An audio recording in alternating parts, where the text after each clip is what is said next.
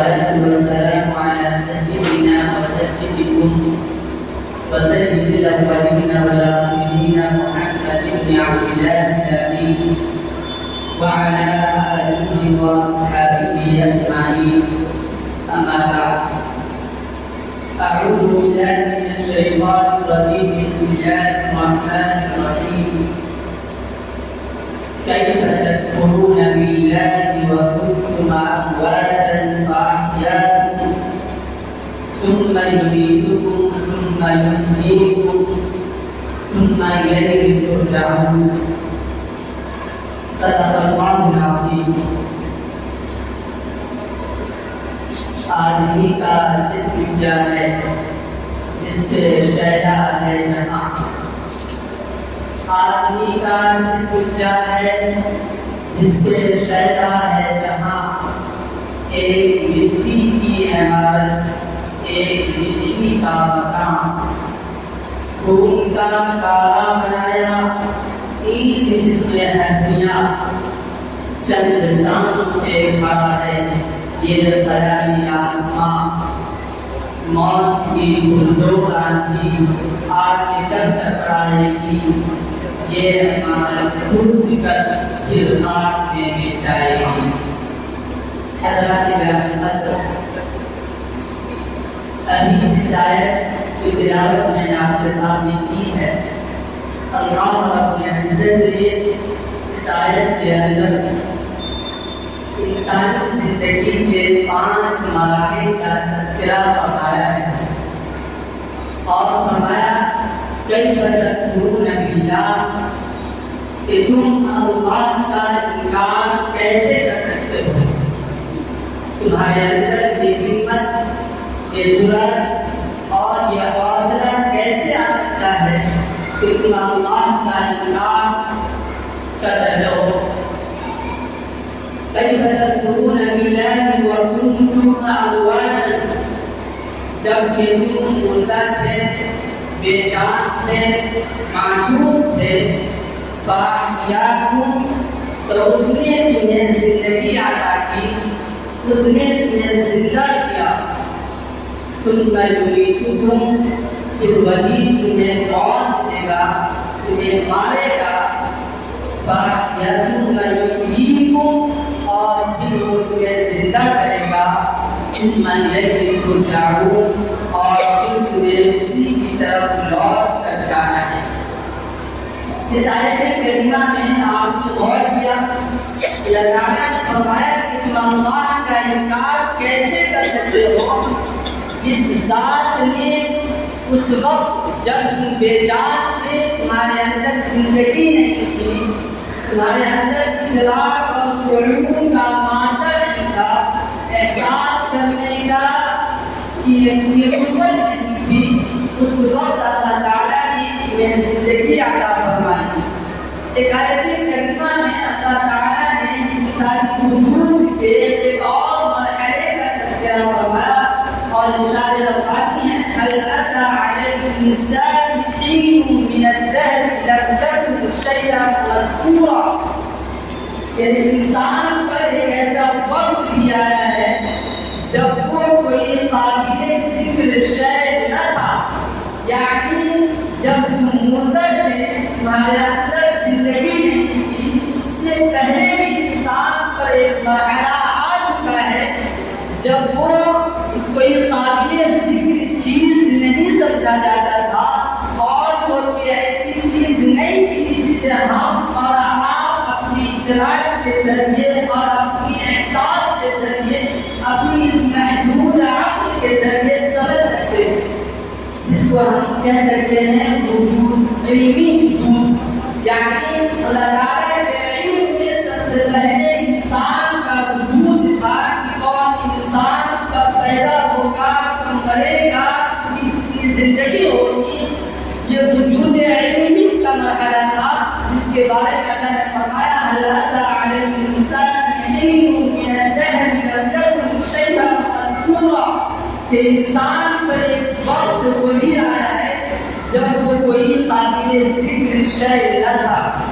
اور دوسرے مرحلے کا تذکرہ وَكُنْتُمْ أَمْوَاتًا، جب تم مردہ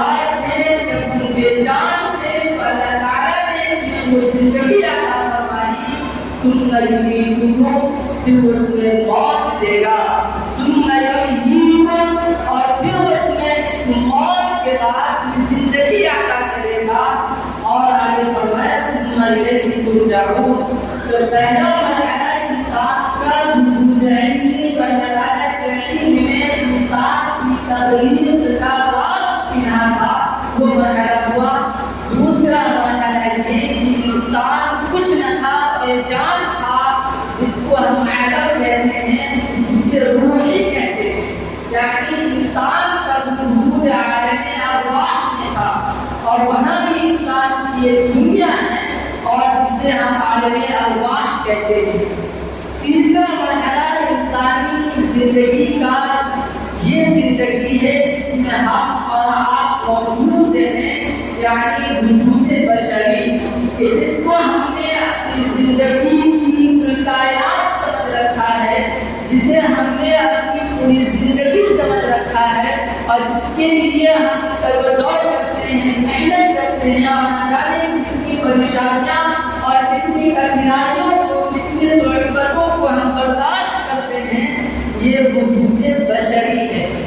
چوتھا مرحلہ یہ کہ اس زندگی کے بعد یہ اللہ تعالیٰ موت دے گا اور ہمیں اس دنیا سے رخصت ہونا ہے، اس دنیا کو چھوڑ کر جانا ہے، جسے ہم اور آپ عالم برزخ یا وجود برزخی کہتے ہیں۔ موت کے بعد قبر کی جو مراحل ہوتے ہیں، مرنے کے بعد کی جو زندگی ہوتی ہے جسے اللہ تعالیٰ دوبارہ زندہ کرتا ہے، اس زندگی کا نام اور اس مرحلے کا نام وجود برزخی ہے۔ پھر آخری مرحلہ کہ جب قیامت کے دن ہم سب کو اور انسانوں کو جب اللہ تعالیٰ قبر سے اٹھا کر جب دوبارہ زندہ کرے گا اور سوال و جوابات ہوں گے، جزا اور سزا کی محفل ہوگی، اور وہاں انسان کو اگر اس کے اعمال اچھے ہوں گے تو جنت، اور اگر اعمال برے ہوں گے تو جنت میں جہنم میں بھیجا جائے گا، اور وہ جو زندگی ہوگی، وہ جو مرحلہ ہوگا، اسے ہم اور آپ وجود اخروی کہتے ہیں، عالم آخرت کہتے ہیں۔ یہ 6 مراحل ہیں۔ اب اس میں غور کیجیے کہ انسانی مراحل، زندگی کے مراحل میں اصل کیا ہے؟ اصل موت ہے یا اصل زندگی ہے؟ اور کیا موت ایک دائمی شے ہے یا موت ایک عارضی شے ہے؟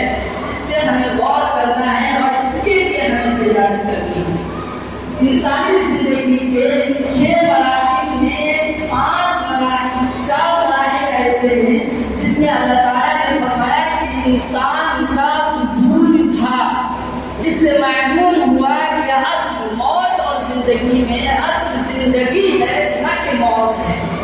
آپ یہ بھی غور کریں، اللہ تعالیٰ نے قرآن کریم کی اس آیت کے اندر جسے ہم اور آپ بارہا سنتے ہیں اور پڑھتے ہیں، اکثر و بیشتر کو یاد بھی ہے، کل نفس ذائقۃ الموت، ہر انسان کو موت کا ذائقہ چکھنا ہے، ہر انسان کو موت کا پتہ چکھنا ہے۔ غور کر کے دیکھیں کہ اللہ تعالیٰ نے ذائقہ کا لفظ استعمال کیا ہے موت کے لیے، اور ہم سب جانتے ہیں جب ہم کوئی ڈش لیتے ہیں، کوئی کھانا کھاتے ہیں، کوئی چیز ہم چکھتے ہیں تو اس کا ذائقہ دائمی نہیں ہوتا ہے، بلکہ چند منٹ کا ہوتا ہے۔ جب تک ہم کھا رہے ہوتے ہیں اسی وقت تک اس کی لذت سے ہم لطف اندوز ہوتے ہیں اور اس کی لذت کا ہمیں احساس ہوتا ہے۔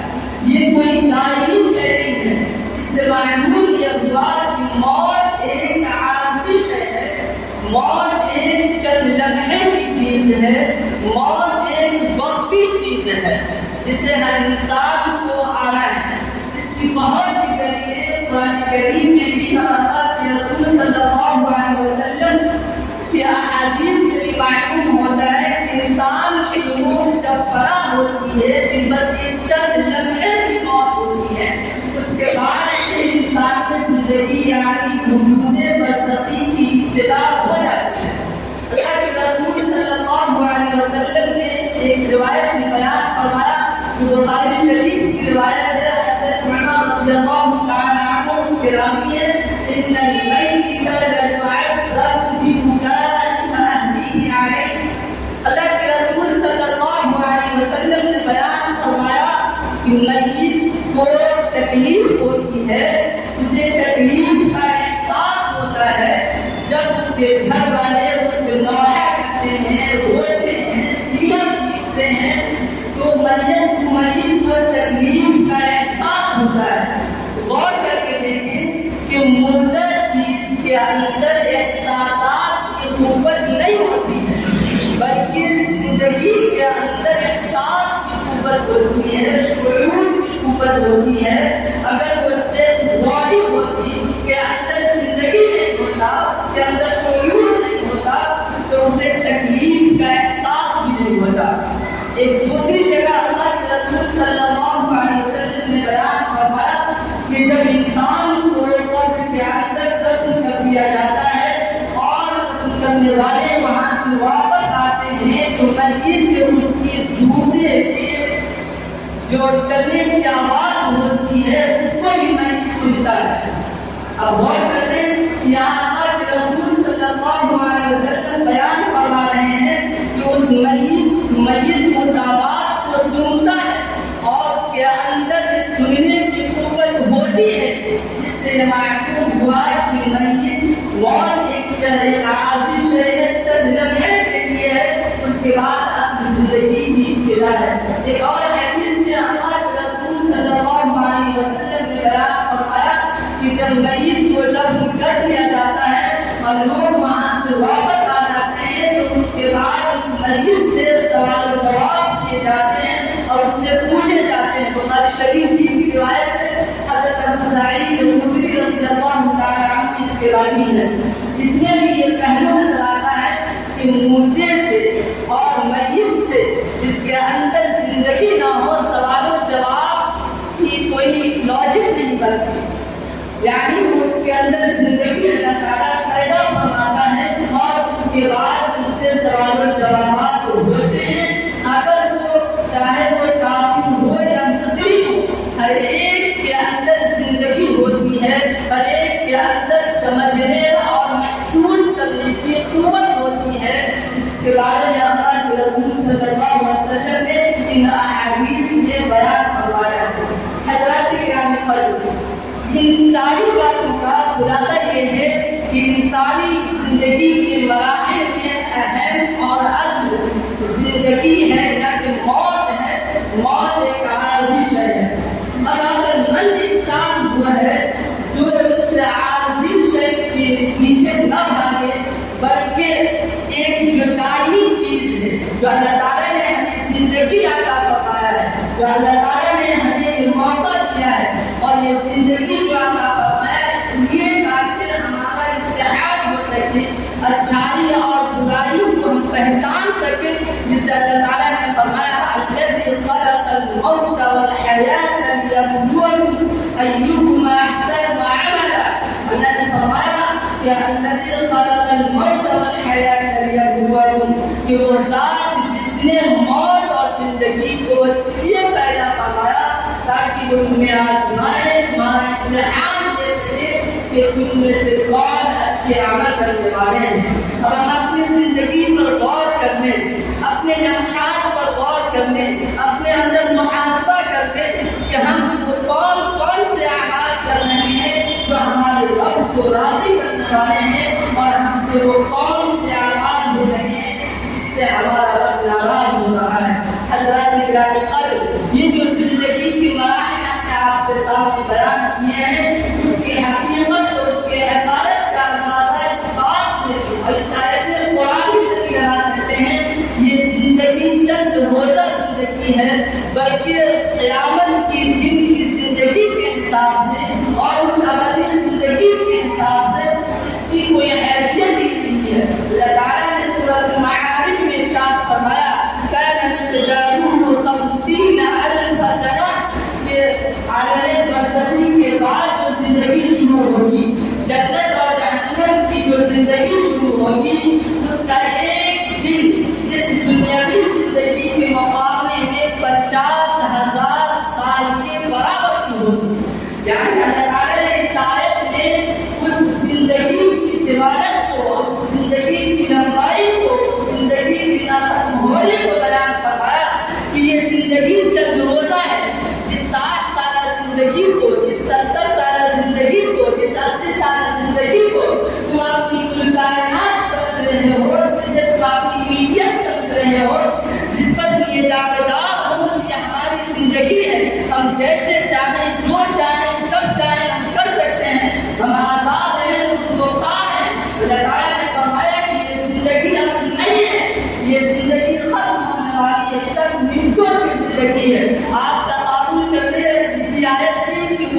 50,000 साल जिंदगी इस दुनियावी जिंदगी के मुकाबले में वहाँ की एक जिंदगी और यहाँ की 50,000 साल जिंदगी बराबर है। कब अक्सर हम कह सकते हैं तब गौर कीजिए हमारी जिंदगी अल्लाह की निगाह में और उस दिन के हिसाब से हमारी ये जिंदगी कितने मिनट बनती है।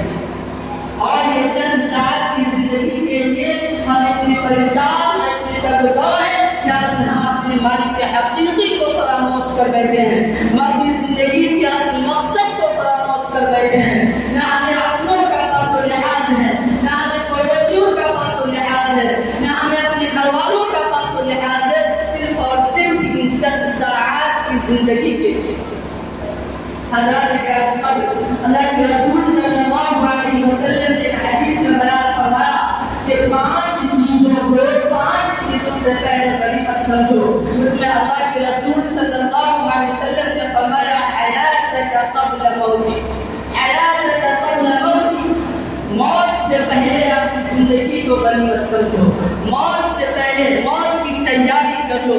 ये चंद लम्हे के लिए जो मौत आनी है ये आकर रहेगी, इससे कोई इंसान बच नहीं सकता। कुरान करीम की कई आयत में इसका तज़किरा अल्लाह ताला ने बयान फरमाया। हम सब जानते हैं कि मौत एक असल हकीकत है, मौत एक नाकाबिले तब्दील हकीकत है। उसके बावजूद हम उस लम्हे के लिए तैयारी नहीं करते और हम अपनी जिंदगी से, अपने अमाल से, अपने अफ़आल से, अपने किरदार से हम वो काम कर गुजरते हैं जो हमारी अबदी जिंदगी के लिए खसारे की चीज़ है, जो हमारी हमेशगी की जिंदगी के लिए, जो हमारे खुलूद की जिंदगी के लिए, जो हमारी कायमी जिंदगी के लिए खसारे वाली चीज़ है। हज़रात गिरामी क़द्र, ये जिंदगी अल्लाह ताला ने हमें इसलिए अता फरमाया ताकि हम अच्छाई और बुराई की तमीज़ कर सके, ताकि हम अपने अक़्ल के जरिए, अपनी फिक्र के जरिए, अपनी फहम के जरिए, अपने शुऊर के जरिए हम अपने मालिक के हकीकी को पहचान सके और उसके अहकामात के मुताबिक अपनी जिंदगी को गुजार सके। अल्लाह ताला ने इस बात को ताज्जुब के साथ बयान फरमाया, कैफ़ तकफुरूना बिल्लाह, कि तुम अल्लाह का इनकार कैसे कर सकते हो, तुम्हारे अंदर ये कुव्वत कैसे आ गई, तुम्हारे अंदर ये जुर्रत कैसे आ गई कि तुम अल्लाह का इनकार कर रहे हो। अल्लाह ताला ने इस बात की ताज्जुब के साथ बयान फरमाया कि जिस अल्लाह ने तुम्हें ये जिंदगी अता फरमाई, जिस अल्लाह ने तुम्हें ये नेमतें अता फरमाई, जिस अल्लाह ने तुम्हें माल दौलत औलाद जैसी नेमतों से नवाजा, उसके बावजूद तुम अल्लाह का इनकार कैसे कर सकते हो। इसने तुम्हें ना होने से होना बनाया, इसने तुम्हें मौत से जिंदगी अता फरमाई और इसने जो तुम्हें मौत देगा उसी के बाद तुम्हें लौट कर जाना है और हमेशा की जिंदगी को पाना है। अगर तुम कामयाबी चाहते हो, अगर तुम अच्छाई चाहते हो, अपने हक में भला चाहते हो, तो मौत जो लम्हे देते हैं उस पर ज़्यादा गमगीन होने की जरूरत नहीं है, उससे डरने की जरूरत नहीं है। यह इंसान को आया है और आकर रहेगा। इससे न कोई नबी बचा, इससे न कोई वली बचा, इससे न कोई शहीद बचा, इससे न कोई सिद्दीक़ बचा, इससे न कोई सालिह इंसान बचा। यह इंसान को आई है। जब यह इंसान को आई है तो उसके आने से पहले हम तैयारी क्यों ना कर लें, उसके आने से पहले हम अपने रब को राज़ी क्यों ना कर लें, हम अपने मामलात को साफ सुथरे क्यों ना कर लें, हम अपनी जिंदगी को साफ सुथरी जिंदगी क्यों ना बना लें। अगर हम बहैसियत मुसलमान, यह हमारी जिम्मेदारी है कि हम मौत से पहले और अबदी जिंदगी के आने से पहले हम उसकी तैयारी कर लें। तो उस तैयारी के लिए हम अपना वक्त सर्फ करें। आज हमारे पास हर चीज़ के लिए वक्त है, आज हमारे पास अपने बच्चों के लिए वक्त है, अपनी बीवी के लिए वक्त है, अपने खानदान और माशरे के लिए वक्त है, अपनी तिजारत और कारोबार के लिए वक्त है। अगर वक्त नहीं है हमारे पास तो मालिक के हकीकी के लिए वक्त नहीं है। अगर वक्त नहीं है हमारे पास तो अल्लाह के रसूल सल्लल्लाहु अलैहि वसल्लम के अहकामात को अमल करने के लिए वक्त नहीं है। हज़रात गिरामी क़द्र, जो हमारी जिंदगी का असली मकसद था, ये जो चंद साआत अल्लाह ताला ने हमें अता फरमाए हैं, इन चंद साआत को अल्लाह हमने अच्छा बना दिया और इसको हमने अपनी रज़ा के लिए कुर्बान कर दिया, इसको हमने अपनी जिंदगी की भलाई के लिए कुर्बान कर दिया।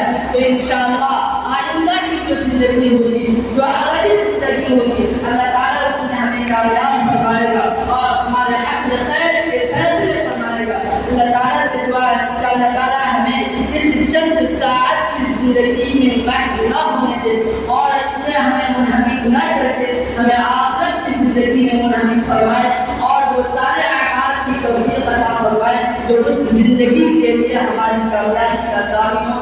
اللہ تعالیٰ ہم سب کو عمل کی توفیق عطا فرمائے. وآخر دعوانا الحمد لله رب العالمين.